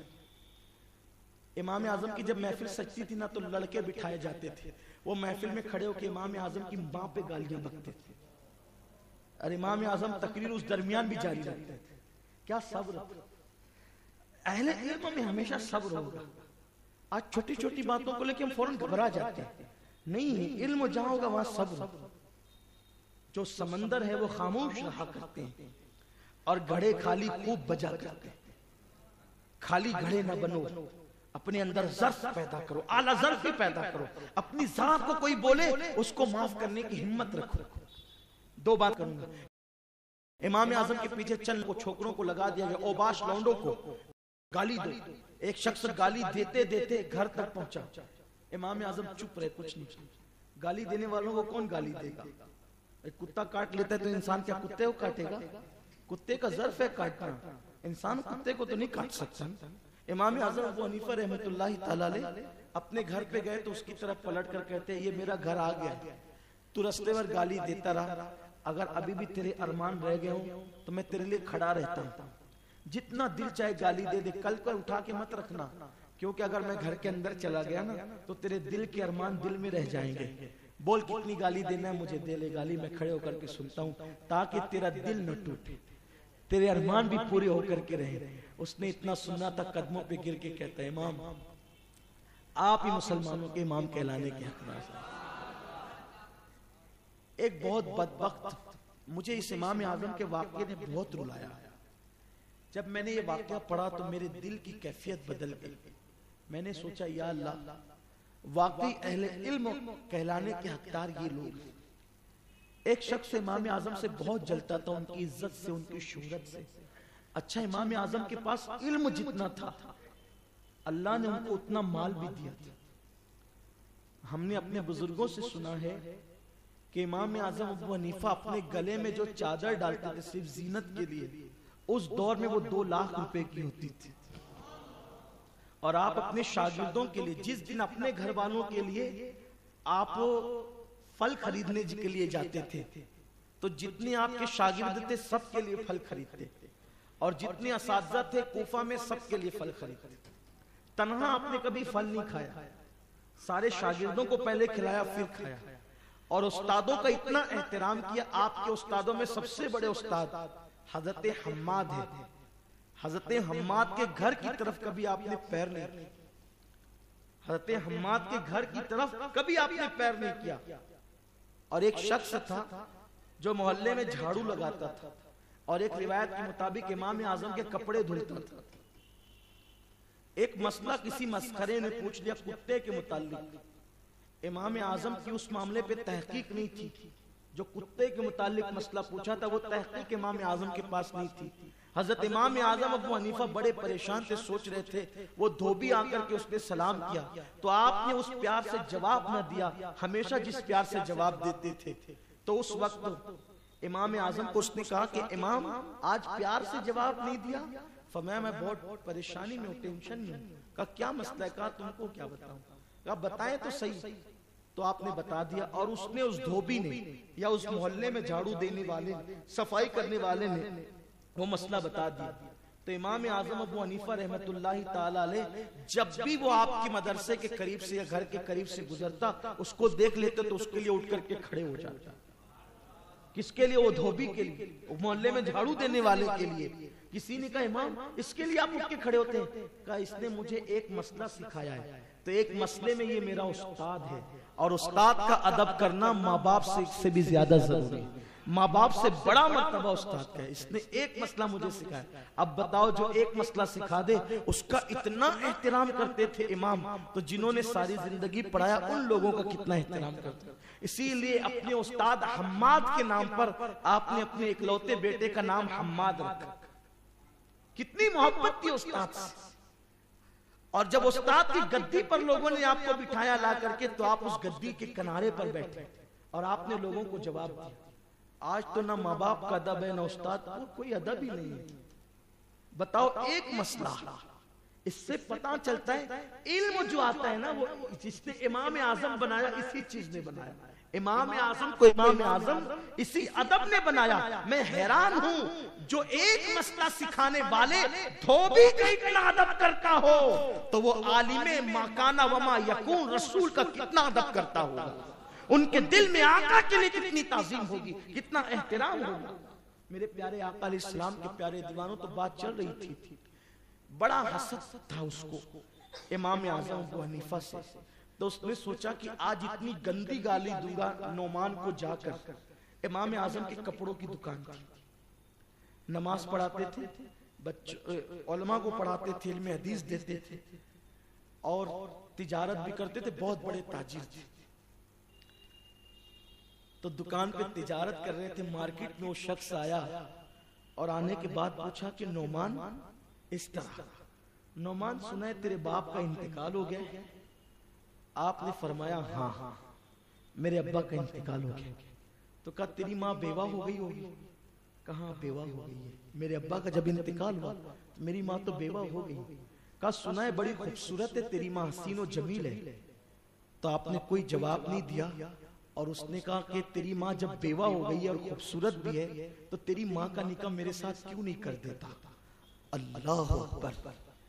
ہر آدمی ماں والا یہاں سوچ سکتا ہے اتنے بڑے عالم کو اتنی گندی گالی۔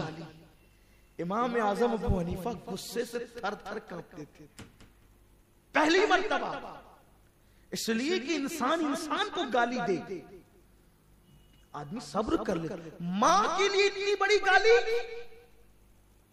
ایک تو یہ کہنا کہ تو یتیم ہو گیا، تیری ماں بیوہ ہو گئی اور تیری ماں بہت خوبصورت ہے، مجھے تو یہ الفاظ بھی نقل کرتے میری روح کانپتی ہے۔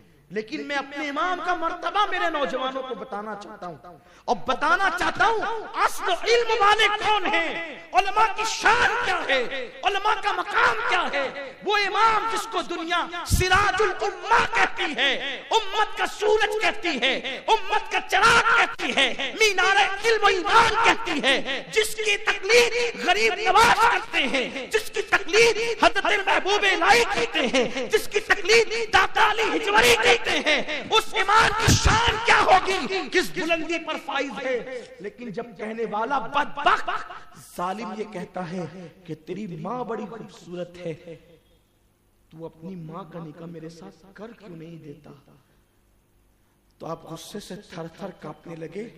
لیکن اللہ کے رسول فرماتے ہیں انسان کو پہچاننا ہو تو غصے میں پہچانو، اور غصے پہ قابو پاتے ہوئے امام اعظم نے کہا چونکہ وہ عاقل بھی ہے، عقل ہے اس کے پاس اور وہ بالغ بھی ہے، تو عاقل اور بالغ عورت کو نکاح کے لیے زور زبردستی نہیں کی جا سکتی۔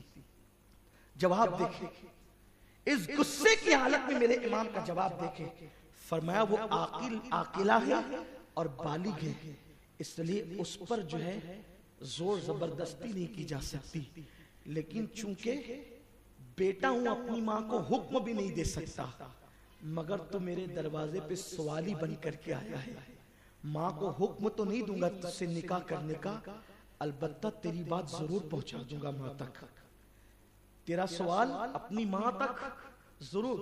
میں کہتا ہوں حیران ہوں میں یہاں، اور اگر امام اعظم ابو حنیفہ کے متعلق علماء نے یہ بات نہ لکھی ہوتی تو یہ بیان ہی نہیں کی جا سکتی۔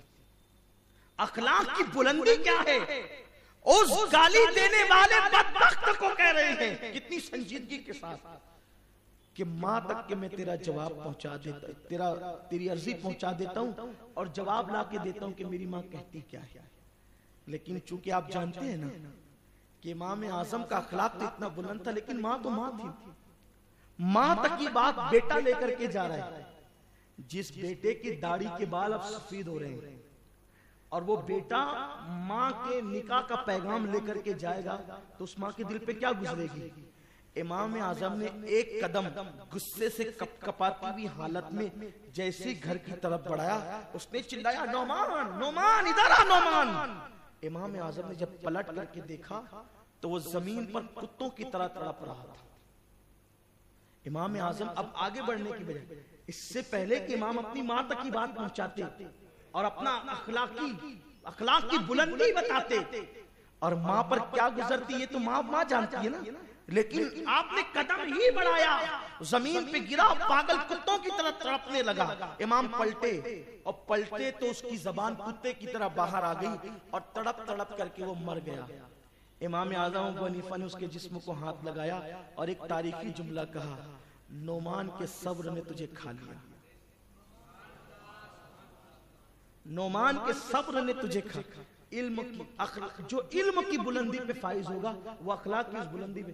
میں کہتا ہوں بہت بزرگوں بہت اہل علم کی زندگی ہم نے پڑھی ہے، لیکن امام اعظم کے سوا ہم نے کسی بزرگ کی کسی علم والے کی زندگی میں اس طرح کا واقعہ ابھی تک کبھی نہیں پڑھا. حالانکہ ہم تو طالب علم ہے. اس کے بعد دل نے کہا واقعی میرا امام ہے جس نواز بننے میں فخر محسوس کرتا ہوں. معین الدین جس کا مقلد حنفی کہلانے میں فخر کرتا ہو. میں سوچتا تھا یا اللہ اتنا بڑا علم والا غریب نواز معین الدین، معین بے کسا، معین ملت بدین، اتنا بڑا محدث فقیہ، اللہ اکبر، وہ امام اعظم کے مقلد کیوں ہے؟ تو پتا چلا جب مجھ جیسے طالب علم تک اس طرح کی بات پہنچی ہے تو غریب نواز تک کیسی کیسی بات ہوگی. تبھی جا کر کے لوگوں نے امام اعظم کی عظمت کا لوہا مانا، اور اس سے پتا چلا اپنے لیے لڑنا یہ کتوں کا کام ہے، اور اپنے لیے اس طرح صبر کرنا یہ اپنے بزرگوں کا طریقہ ہے. ہمیں اس سے کچھ سیکھنا چاہیے. آج اسی امام اعظم ابو حنیفہ کے وصال، ان کی شہادت کی شب ہے. امام اعظم ابو حنیفہ رحمت اللہ علیہ کو منصور نے، بس اختتام پر آ جاؤں اب بات ختم کر دوں، منصور نے امام اعظم ابو حنیفہ کو جو ہے وہ حضرت محمد نفس زکیہ کی تائید کرنے کے جرم میں بلایا. امام اعظم کو اہل بیت سے بہت محبت تھی. امام اعظم ابو حنیفہ نے حضرت نفس زکیہ اور تمام اہل بیت کے لیے اپنی آمدنی کا 40% حصہ اہل بیت کو دینے کے لیے مخصوص کر لیا تھا. آپ نبی پاک صلی اللہ علیہ وسلم کے گھر والوں کو دینے کے لیے، بعض لوگ کہتے ہیں کہ آپ مرید تھے امام محمد باقر کے، سیدنا امام باقر کے مرید تھے. بعض لوگ کہتے ہیں آپ مرید تھے حضرت سیدنا امام جعفر صادق کے، واللہ عالم. لیکن آپ اہل بیت کو 40% اپنی آمدنی کا حصہ دیتے تھے. اور بھی لوگوں نے کہا ہے، اس پہ بڑی تحقیق لوگوں کی ہے، اقوال ہیں، اور میں آپ کو بار بار کہتا ہوں کہ جتنی روایتیں مجھ تک پہنچتی ہیں میں سب بیان کرتا ہوں تاکہ آپ اپنے ذوق کے مطابق اس کو قبول کر سکیں. 40% جب حضرت نفس زکیہ نے، محمد نفس زکیہ امام حسن کی اولاد میں سے تھے، انہوں نے عباسیوں کے خلاف علم جہاد بلند کیا تو امام اعظم چاہتے تھے کہ میں خود بھی اس جنگ میں شرکت کروں، لیکن آپ نے اس جنگ میں اس لیے شرکت نہیں کی. 4,000 درہم آپ نے، یہ جو سونے کے سکے ہوتے ہیں، دینار، 4,000 دینار جو سونے کے سکے ہوتے ہیں، وہ حضرت محمد نفس زکیہ کو چندے کے طور پہ بھیجا اور خط لکھا کہ میں خود جنگ میں حاضر ہوتا لیکن میرے پاس لوگوں کی امانتیں ہیں، میں اپنے شاگردوں کو میں نے بھیجا ہے اور میں کسی وجہ سے شریک نہیں ہو سکتا. تو حضرت محمد نفس زکیہ تو شہید ہو گئے. اس کے بعد وہ کمانڈ ان کے بھائی حضرت ابراہیم الحسنی نے سنبھالی اور ان کو بھی شکست ہوئی. تو یہ بات چونکہ چھپنے والی تو نہیں تھی. جب بھی جنگ ہوئی یا اختلاف ہوا تو امام اعظم کی ساری تائید سیدوں کے ساتھ، اہل بیت کے ساتھ رہی. اور عباسی چونکہ وہ بھی بنو ہاشم سے تھے، امام اعظم نے ان کی تائید نہیں کی. تو عباسی امام اعظم سے جلنے لگے، حسد کرنے لگے. اور منصور جو بادشاہ تھا اس نے امام اعظم کو بلایا. ڈائریکٹ امام اعظم پر اٹیک کرنے سے اس کو خوف تھا کہ لوگ میرے مخالف ہو جائیں گے. تو اس نے امام اعظم کو بلا کر کے کہا کہ میں آپ کو قاضی کا عہدہ پیش کرتا ہوں، آپ کو قاضی بننا ہے. چونکہ رسول اللہ صلی اللہ علیہ وسلم کی حدیث ہے کہ جس کو قاضی بنایا گیا اس کو الٹی چھری سے ذبح کر دیا گیا. بڑے سخت مسائل ہیں نا قاضی کے. تو امام اعظم نے فرمایا کہ میں قاضی نہیں بنوں گا، کیونکہ اگر قاضی بنوں گا تو تیرے درباریوں کی تعظیم کے لیے مجھے کھڑا ہونا پڑے گا جو میں نہیں کر سکتا، اور میں قاضی بننے کا اہل نہیں ہوں. تو اس نے جھلا کر کے غصے میں آ کر کے کہا کہ تم جھوٹ کہتے ہو، جھوٹے ہو تم. قاضی بننے کی اہلیت رکھتے ہیں اور کہتے ہیں میں قاضی بننے کی اہلیت نہیں رکھتا، جھوٹے ہو تم. تو امام اعظم تھے نا. امام مالک کہتے ہیں کہ اگر کوئی پتھر کے پیلر کو امام اعظم سونے کا ثابت کرنا چاہیں تو اللہ نے ان کو اتنی عقل اور اتنی دلیلیں دی تھی کہ وہ کر سکتے تھے، کوئی روک نہیں سکتا تھا. یعنی ان کی عقل بتانے کے لیے مثال دی گئی ہے. تو جب اس نے کہا نا تم جھوٹے ہو، تو امام اعظم نے ہنس کر کے کہا کہ جب میں جھوٹا ہوں تو جھوٹا قاضی کیسے ہو سکتا ہے؟ جب آپ کے نزدیک میں جھوٹا ہوں تو جھوٹا قاضی کے منصب پہ فائز کیسے ہو سکتا ہے؟ امام اعظم ابو حنیفہ نے فرمایا. پھر اس نے غصے میں آگے کہا اللہ کی قسم میں تجھے قاضی بنا کے رہوں گا. آپ نے قسم اللہ کی قسم میں قاضی نہیں بنوں گا. تو چمچوں نے کہا کہ آپ بادشاہ کے سامنے قسم کھاتے ہیں. فرمایا کہ بادشاہ تو بہت مالدار ہے، قسم کا کفارہ دینا اس کے لیے آسان ہے، میرے لیے مشکل ہے ذرا. تو اس نے کہا کہ اچھا ہمارے ساتھ ایسا کرتے ہو. تو اسی کو بہانہ بنا کر امام اعظم کو قید کرتے. امام اعظم کو قید کیا تو سر پہ کوڑے لگائے جاتے تھے، اب بدن پہ کوڑے لگائے جاتے تھے. باہر بلا کر کے امام اعظم ایک دن رو رہے تھے تو کسی نے پوچھا کہ آپ روتے کیوں ہیں؟ فرمایا کہ یہ جو کوڑے لگاتے ہیں اس سے نہیں روتا، رونا اس پر ہے کہ میری بوڑھی ماں ہے، جب اس کو پتا چلتا ہوگا نا میرے سر پہ کوڑے لگتے ہیں تو میری ماں کے دل کو جو تکلیف پہنچتی ہوگی نا اس سے میں روتا ہوں. یعنی ماں سے اتنا پیار تھا امام اعظم کو، فرماتے میری تکلیف سے میری ماں کا دل دکھتا ہوگا اس لیے روتا ہوں. اور پھر جب کوڑے لگا لگا کر تھک گئے، امام اعظم سے سارے حسد انہوں نے نکال لیے. تو ایک وقت آیا کہ امام اعظم ابو حنیفہ کو کھانے میں زہر ملا کر کے دیا. اور جب کھانے میں زہر ملا کر کے دیا گیا تو حضرت امام اعظم ابو حنیفہ دوسری شعبان کو اس دنیا سے جام شہادت نوش فرماتے. آپ کو اللہ نے مقام شہادت عطا فرمایا اور پھر آپ کو جو ہے وہ دفن کیا گیا. بیان کیا جاتا ہے کہ کم و بیش اتنی پبلک تھی کہ کم و بیش 7 مرتبہ آپ کی قبر سے مٹی ہٹا ہٹا کر کے مٹی ڈالی گئی. اور بعض لوگ یہ کہتے ہیں کہ لوگ ایک ہفتے تک کے صرف مٹی ہی دیتے رہے. اتنی پبلک بغداد معلیٰ میں جمع ہوئی. اور میں جب گیا حاضر ہوا امام اعظم کے مزار پہ تو واقعی ایسا لگتا ہے کہ جیسے کروڑوں حنفیوں کا امام آج بھی کرسی پر بیٹھ کر کے قوم کی امامت کر رہا. آج بھی اتنی خوبصورت سی مسجد ہے. اتفاق سے میں جب گیا تھا تو میرے خیال سے 8 یا 9 ربیع الاخر تھی. تو امام اعظم کی مسجد اور آپ کے گنبد پہ لائٹنگ لگی ہوئی تھی. تو میں نے وہاں کے ایک مصلی سے پوچھا، بہت پڑھا لکھا نہیں ہوں، ٹوٹی پھوٹی عربی چھوٹی موٹی سی ایسی کام چلاؤ. تو میں نے پوچھا کہ یہ جو لائٹنگ لگی ہوئی جو چراغاں ہیں یہ کیوں لگائی ہے، کوئی خاص ہمیشہ لگتی ایسی ہے؟ تو اس نے مجھ سے کہا کہ اے نوجوان، اس نے مجھے کہا اے نوجوان کہ تو ہولیے سے مجھے پڑھا لکھا دکھتا ہے، کیا تجھے معلوم نہیں کہ جو پچھلا مہینہ گیا وہ ربیع الاول کا مہینہ تھا؟ تو میں نے کہا ہاں تھا. تو کہا کہ وہ میلاد النبی کی خوشی میں لگائی گئی وہ لائٹنگ. اور میں نے کہا وہ میرا امام تیری عظمتوں کو سلام. وہاں لوگ ہمیں لائٹنگ لگانے سے منع کرتے، امام اعظم کے روضے پر بھی میلاد النبی کی خوشی میں لائٹنگ لگتی. واللہ اللہ کے گھر میں کہہ رہا ہوں کہ میں نے وہاں پر لائٹنگ دیکھی. جو میرے ساتھ تھے آپ ان سے بھی پوچھ سکتے ہیں. تو الحمدللہ امام اعظم ابو حنیفہ کا یہ مقام و مرتبہ ہے. اللہ ان کی قبر پر رحمت و نور کا نزول فرمائے اور اللہ تعالیٰ ان کے فیوز و برکات سے ہم سب کو مالا مال فرمائے. امام اعظم کے اخلاق و کردار سے اللہ ہمیں بھی مزین فرمائے. ہمیں بھی اللہ وہ اخلاق دے، وہ کردار دے، وہ علم دے، وہ فہم دے. اور اللہ تعالیٰ کہنے سننے سے زیادہ ہم سب کو عمل کی توفیق بخشے. دوران گفتگو اگر کوئی غلطی ہو گئی تو اللہ معاف فرمائے. وما علینا الا البلاغ. السلام علیکم. رسالت کے پروانوں ہر سنیچر کو بعد نماز عشاء سنی دعوت اسلامی کے عالمی مرکز اسماعیل حبیب مسجد میں سنی اجتماع ہوتا ہے. آپ حضرات پابندی کے ساتھ اس میں شرکت فرمائیں. سنی دعوت اسلامی کی ویب سائٹ سنی دعوت اسلامی .net پر وزٹ کریں اور بہت ساری دینی معلومات حاصل کریں.